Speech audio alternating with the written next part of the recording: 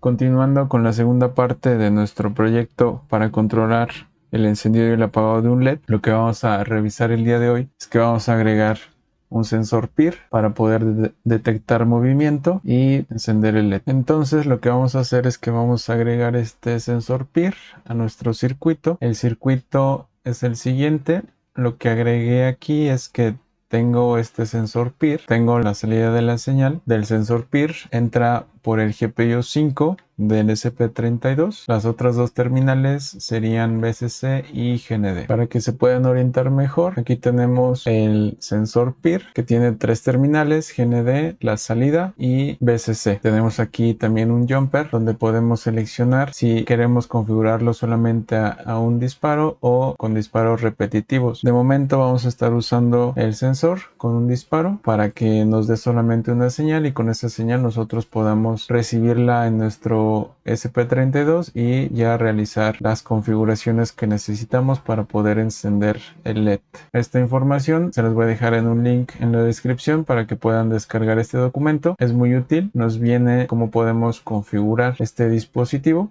Continuando con el circuito, entonces lo que vamos a hacer es que solamente vamos a agregar este sensor a la entrada del SP32 al GPIO número 5. Por lo tanto, nos vamos a regresar a nuestro código. Aquí en nuestro código lo que voy a hacer aquí es que de igual manera voy a definir una nueva constante y a esta constante le voy a asignar el número 5 porque es ahí donde conectamos nuestro sensor. Ya que definimos la constante, vamos a tener que agregar de nuevo la configuración para definir este GPIO como entrada. Por lo tanto, lo que voy a hacer y lo que podemos hacer es que vamos a copiar este código, vamos a pegarlo aquí y solamente vamos a realizar aquí unas modificaciones. La primera es que vamos a colocar el GPIO mode como entrada. La interrupción lo vamos a dejar como deshabilitada. Aquí el enmascaramiento vamos a cambiar la constante. Esta constante sería para el sensor PIR. Después aquí lo que vamos a hacer es que vamos a habilitar la resistencia de pull down para que podamos leer el valor que nos envía nuestro sensor. Esto lo hacemos con este valor que sería GPIO-pull down enable y la resistencia de pull up la dejamos como deshabilitada. Prácticamente serían los cambios que tendríamos que hacer para que podamos leer la entrada del sensor PIR. Ya que tenemos esta configuración, lo que voy a hacer aquí es que voy a definir de nuevo otra función para que podamos manejar la información que recibimos desde el sensor PIR. Esta función también va a retornar un valor de tipo entero. Vamos a colocar un nombre. Aquí dentro lo que voy a hacer es simplemente leer un valor. Voy a declarar aquí antes una variable. A esta variable lo que le voy a asignar es el estatus en el que va a estar nuestro sensor PIR. Por lo tanto, voy a igualar esta variable a lo que estamos recibiendo en nuestro SP32. Eso lo vamos a hacer con esta función que es gpio-get-label. Con esta función lo que vamos a hacer es que vamos a recibir el valor que tenemos a la entrada de nuestro GPIO. Por lo tanto, esta función lo que va a recibir es que va a recibir la constante que definimos aquí arriba. Se la pasamos como parámetro y por último vamos a retornar esta variable. Entonces esta función lo que hace es que primero declaramos una variable tipo entero. A esta variable le asignamos el valor que vamos a leer a la entrada de este GPIO y por último lo que hacemos es retornar el valor que leímos desde la entrada. Ya que tenemos eso, lo que voy a hacer aquí es que voy a de nuevo a llamar esta función, pero antes voy a declarar otra variable. A esta variable le voy a asignar lo que va a retornar la función de nuestro sensor PIR. Por lo tanto voy a igualarla a esta función y ya con esta función ya tenemos nuestro valor de la DC y nuestro valor del sensor PIR. Lo que podemos hacer aquí es agregar este valor a la condición que tenemos aquí de encender y apagar. Lo que voy a hacer es lo siguiente. Voy a colocar aquí una operación AND para que cuando este valor de ADC value sea mayor o igual a 900 y que PIR status sea igual a 1, lo que va a hacer aquí es que se va a encender el LED. Como siguiente paso, si el valor del ADC disminuye pero el valor de PIR status es igual a 1, pues esta condición no se va a cumplir, por lo tanto se va a apagar el LED. Y de lo contrario, si el valor es mayor a 900 pero el PIR status es igual a 0, de nuevo se va a mantener apagado el LED. Ya con esto podemos probar para comprobar el funcionamiento de nuestro circuito. Lo que voy a hacer es que voy a compilar el código. Una vez compilado voy a cargarlo y aquí en el circuito lo que hice fue agregar el sensor PIR. El sensor PIR, como lo vimos en el diagrama, tiene 3 terminales. Cada una de esas 3 terminales se conectaron respectivamente a positivo, a tierra y la salida de la señal que está entrando aquí en el circuito al GPIO número 5. Ya que tenemos conectados nuestros dispositivos, lo que voy a hacer es que voy a colocar la cinta de aislar sobre la fotorresistencia. Esto va a hacer que el valor del voltaje incremente y de momento pues se enciende el LED.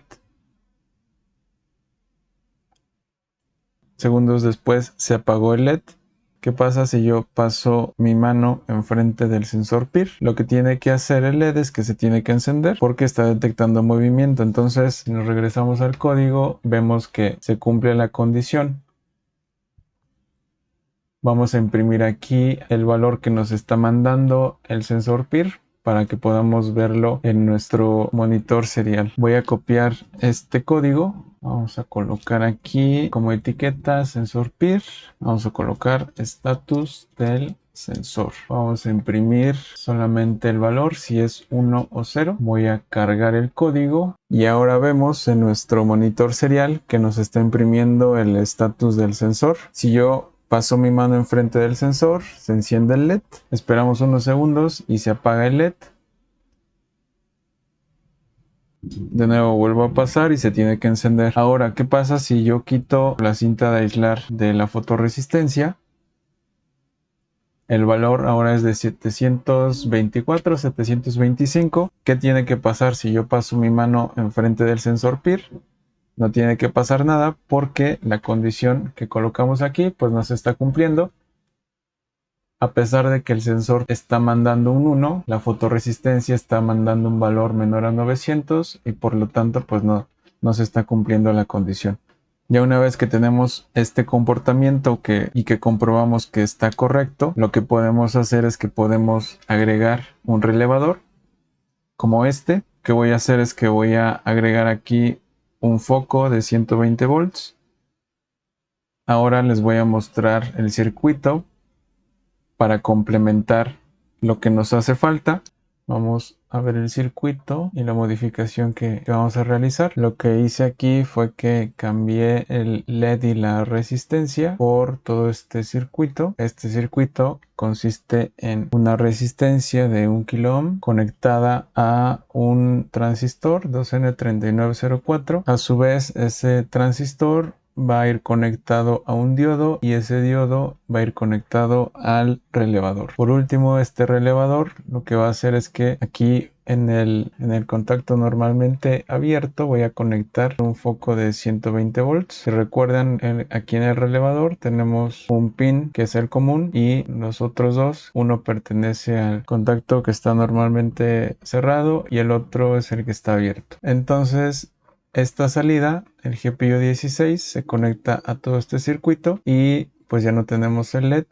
Por lo tanto, este circuito pues se va a comportar de la misma manera, se tiene que comportar de la misma manera, pero pues en este caso ya tenemos una lámpara de 120 volts.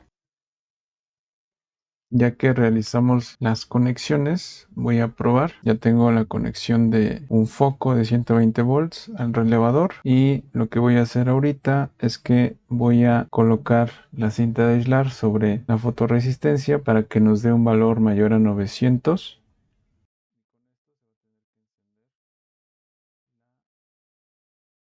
Y si yo paso mi mano enfrente del sensor PIR, lo que va a pasar es que se va a encender el foco. Pasado un cierto tiempo se va a apagar.